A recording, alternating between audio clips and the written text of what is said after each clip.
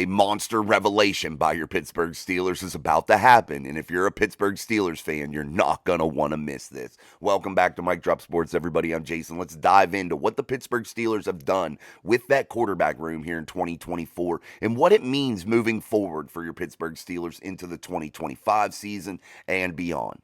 Russell Wilson, a guy brought in for basically nothing, $1.2 million in football terms. Yes, that's a lot of money, but in football speak, it's not. It's basically nothing. The Denver Broncos picking up $38 million of Russell Wilson's deal. And right now, publicly, the Pittsburgh Steelers are openly committing to Russell Wilson, saying that he has the pole position in the starting quarterback job race. That Justin Fields could have some chances maybe, but right now, Russell Wilson is the entrenched starter in Pittsburgh moving into the 2024 season. A guy that is a veteran, a guy that knows how to win, a guy that has been to the mountaintop of the NFL before. But the question remains, does he still have what it takes to do this for several seasons? Are the Pittsburgh Steelers interested in bringing him back on a contract extension? And what would that cost the Pittsburgh Steelers?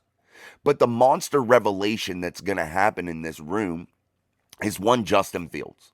Justin Fields was basically received for the Pittsburgh Steelers for basically nothing. A handful of pocket lint and an old piece of stale bubble gum out of your pocket. That's basically what they got him for. A 6th-round pick, guys.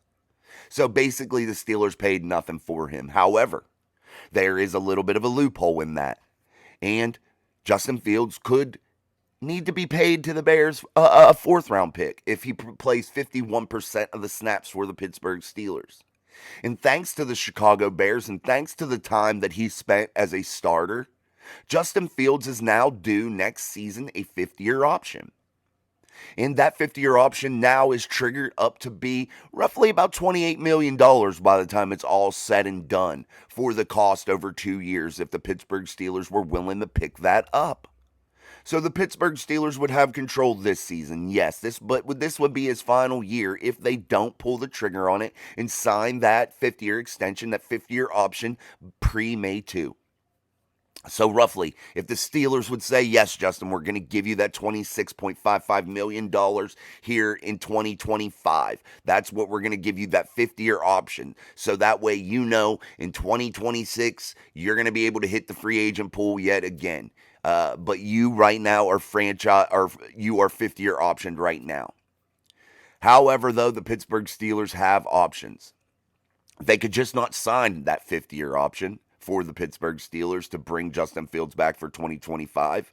And Justin Fields could just walk and hit the free agency pool yet again. And the Pittsburgh Steelers would have a chance to sign him there to a more long-term deal. Or the Pittsburgh Steelers could franchise tag him.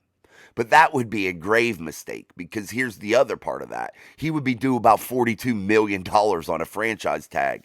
And if you're the Pittsburgh Steelers, why would you ever do that when you could pay $26 million or $28 million over 2 years?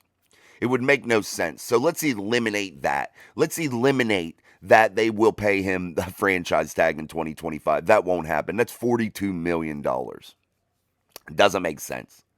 But if you're the Pittsburgh Steelers and you get Justin Fields for basically nothing and you're unsure, he's not been a proven guy. You're not sure if he's going to be able to do this long term. You're not sure if he's going to be the answer. And you're skittish about investing in him. You have to work out a more long-term deal here pre-May 2. And if you're Justin Fields, do you bite on that, knowing that you have the leverage right now, that you could make sure that you get at least a chance to hit free agency? A chance, at least. And if you performed well in 2024, you're giving yourself the chance, if the Steelers didn't pick up that 5th-year option, for them to franchise you because they don't want you to go anywhere. So if you're Justin Fields, you do have a little bit of pull here, a little bit of the upper hand. But if you're the Pittsburgh Steelers, you're going to give a huge revelation on what you want to do moving forward and what your future possibly holds. Heading into the 2024 season here, pre-May 2, if you are the Pittsburgh Steelers and you sign Justin Fields to that 5th-year option, that is a telltale sign that Russell Wilson will not return in 2025. That this will be a 1-year deal for Russ, and he will get to dive back into that free agency pool without any hiccups, man. He'll be able to get, a prove-it deal basically here in Pittsburgh. And what if they have raving success and the Pittsburgh Steelers, do special things? That is just going to get Russell Wilson's value way up there. But it could do the same exact thing for Justin Fields if he plays. It could get his value way up there. So we are going to probably know here pre-May 2, right about May 2, if the Pittsburgh Steelers do end up signing that 50-year option, what their plans are at quarterback. And their plans may very well be Justin Fields moving forward, guys. That may be very well where they commit their resources. Because the chances of Justin Fields maybe working out a deal are okay. That's about probably like a 40-60 chance, 40% that he does, 60 that he doesn't. That maybe he takes a 2-year deal worth roughly $10 million a year, kind of like a Mitchell Trubisky type deal, to stay in Pittsburgh for the next 2 seasons and signs that pre-May 2. That could happen, guys. Considering that he requested to go to the Pittsburgh Steelers. He asked the Bears to trade him there. He gave a couple teams that he would like to go to, and he ended up with the Pittsburgh Steelers as one of those teams. So he ends up with the coach he wants in Mike Tomlin, ends up with the franchise that he wants in the Pittsburgh Steelers. The general manager, Omar Khan, putting pieces around a quarterback, a young quarterback and an older quarterback, putting pieces around them that could possibly make them very successful in 2024 and give them an upper leg. When you're going into a building that you have weapons, you're going to have to see how the rest of this offensive line builds up. You may have a quality offensive line to play behind. You have an excellent running game in Najee Harris and Jaylen Warren.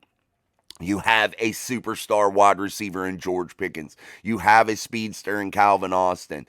You have some weapons, man. You just signed one of the best kick returners in the NFL that can play a little bit of that fifth receiver role, that can play a little bit of that running back role to help fill in with that special just dynamic of a change of pace type person at several different positions. Then you have possibility of the Pittsburgh Steelers drafting one of these stud receivers in the 2024 draft, adding to George Pickens. The Pittsburgh Steelers go out and sign some veteran guys like Quez Watkins, signing Van Jefferson. You have those guys now in the room. The quarterback has some targets. You have a tight end room with Pat Freiermuth, Darnell Washington, who is a monster, who basically walks onto the field, and it is a complete solar eclipse with Mount Washington. Then you have Connor Hayward, who can catch the ball, man, and he's a difficult matchup out of the slot. You can slide him in and out. You can utilize him in the backfield as an H-back, and if the Pittsburgh Steelers utilize him correctly, I think he could be rather successful. And I know a lot of people aren't on board with that, but I think that could be something that the Pittsburgh Steelers need to explore. So there are options here, guys, and the Pittsburgh Steelers have those options, and they can sign Justin Fields to that extension for the 5th year and get that for $28 million for the next 2 years, basically. Roughly, if you break that down, you're paying him a little bit over $10 million a year, $14 million a year. And that's probably the type of deal that you're going to work out with him anyway, about a $10 million a year deal if you get something pre-May 2. So you're in the ballpark right there.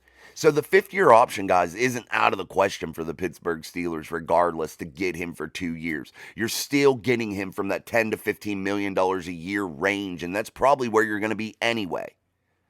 So you might want to just get him signed so you have that control and just be able to chip away at that money a little bit and be able to have more ability to limit cap hits with structures and restructures and all that stuff. Maybe that's what you do. You want to get him signed to a 2-year deal in that ballpark that gives you more options later down the road in terms of flexibility with cap space.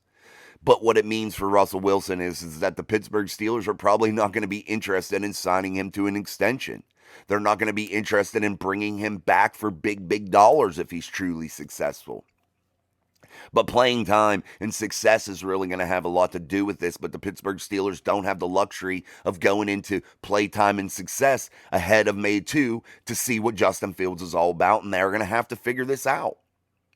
But then you get to Artie Smith, guys. This is an interesting one. You hear rumors. Arthur Smith in 2021 held the fourth pick with the Atlanta Falcons in the draft. Justin Fields was sitting there available, and many anticipated that Arthur Smith was going to bring the hometown quarterback back to Atlanta. A guy in Justin Fields that grew up in Georgia, that would be his hometown team. So you're thinking to yourself, are they going to pull this trigger? Are they going to make sure that Justin Fields returns to Georgia, returns to Atlanta here, and plays for his hometown Falcons, as Arthur Smith is the head coach? Instead, Arthur Smith goes for best player available and drafts Kyle Pitts, the tight end, leaving Justin Fields on the board to be later selected by the Chicago Bears. But the interesting part of this is there's news and rumors out there that Arthur Smith absolutely disliked, or I don't want to say it, hated Justin Fields after the interview process and said that he would absolutely not draft Justin Fields. If that is true, how does this dynamic work between Arthur Smith and Justin Fields? And sadly, guys, I don't think that those rumors may be true. And the reason I don't think they may be true is because Arthur Smith is the offensive coordinator now in the city of Pittsburgh. And I can almost guarantee with any type of offensive move, they're talking to Arthur Smith and getting his 2 cents in on every move, every trade, every acquisition. And I'm not saying he has the final say because he is just the offensive coordinator. Mike Tomlin is the head man. Omar Khan is the head man. They make the final roster decisions. But Arthur Smith, it has some input, guys. I can guarantee that. They at least talk to him because the Pittsburgh Steelers are definitely about that family type of atmosphere, and I feel like they would talk to each other regardless. And if Arthur Smith felt that strongly about Justin Fields back in 2021, I feel like he would have voiced his opinion and at least let the Steelers know that it could be a difficult working relationship with Justin and Artie, and that could be a bad thing. But I doubt that rumor to be true. Maybe Arthur Smith just really liked Kyle Pitts. Maybe he just didn't think Justin Fields fit the Atlanta Falcons at that time. Maybe the situation was just far different and the story got blown out of proportion. But however, the story remains out there. The rumors remain out there. And you're going to have to see this dynamic play out. So it should tell you one thing, maybe that they're bringing Justin Fields in for 1 year if they don't sign him to that 5th-year option. They don't work on an extension, and they allow him to test free agency and maybe just say to themselves, hey, man, we got a 6th-round pick given for a backup quarterback. Russell is our long-term answer. We're going to work out a deal with him later down the road after this season once we see his performance. Maybe that's the plan, guys. But the Pittsburgh Steelers have rebuilt this quarterback room, and it really shows. And there is a lot of things that are about to happen. And if you're a Steelers fan, you really need to pay attention to this because you're going to get to see a look inside of that building and really what their long-term plans are going to be and where they're really leaning, regardless of what they're publicly putting out there about Russell Wilson being the man, being the starter, regardless about them saying Justin Fields is going to be playing second fiddle to Russell. Regardless of what they're saying, you're gonna get a telltale sign in which when you see what Russell Wilson and Justin Fields have done here as the time moves on with terms of contracts and things of that nature. You may get Russell signed halfway through the season. They may figure out a way to extend him some way to a new deal. I don't know how they can work all that out, but hey, you never know, guys. And there's options with Omar Khan's system. He always gives himself options. We talk about that all the time. And I just want to make sure that we all see those options continue to take place and continue to shine through. That Arthur Smith, Mike Tomlin, Omar Khan, they have all given themselves options. Terrell Austin, they have given themselves options. And it's very nice to see. It's refreshing to see the Steelers organization do that. But anyway, guys, this is so crazy to see and sit and listen and watch all this stuff going on. I had several notes, and probably, guys, we really didn't even use any of them. But, you know, it's more freestyle here on Mike Drop Sports. We were talking about these guys. Like I said, the quarterback competition could get heated up here a little bit. You see Russell Wilson last year with 3,070 yards. Justin Fields, 2,562 yards throwing. Their completion percentage was pretty similar, 66.4% for Russ, 61.4 for Justin Fields. The difference is touchdowns, 26 for Russell, 16 for Justin Fields. The difference is 8 interceptions for Russell, 9 for Justin Fields. A QB rating of 98, almost 100 for Russell Wilson, and Justin Fields a lowly 86.3. So, hey, there you go, man. It's just that close, guys. And we're going to get to see a big picture here. We're going to get to see a major revelation from the Pittsburgh Steelers here, May 2, pre-May 2. So look right around that area for something very interesting to happen, and we're going to be able to talk about it here on Mike Drop Sports. So don't forget our live show tonight at 6:30 p.m. Eastern Standard Time, as we have hit 1 million views, over 1 million views here on the channel.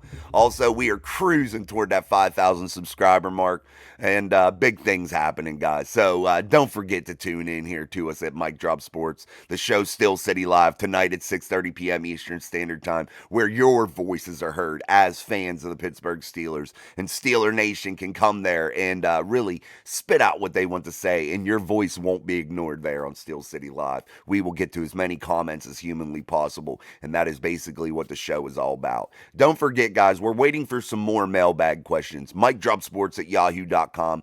Email us, get your mailbag questions in so we can start getting this segment going. I want to have a few more. I've only gotten about 6 mailbag questions. I want to be armed with some more before we start diving into this mailbag stuff. So go ahead, get your mailbag questions out there. Put them in. Help us out here. Get this segment rolling, the mailbag portion. I think it will be really cool, and we can do that on our daily uploads also. So until next time, guys, I'm Jason. This is Mike Drop Sports.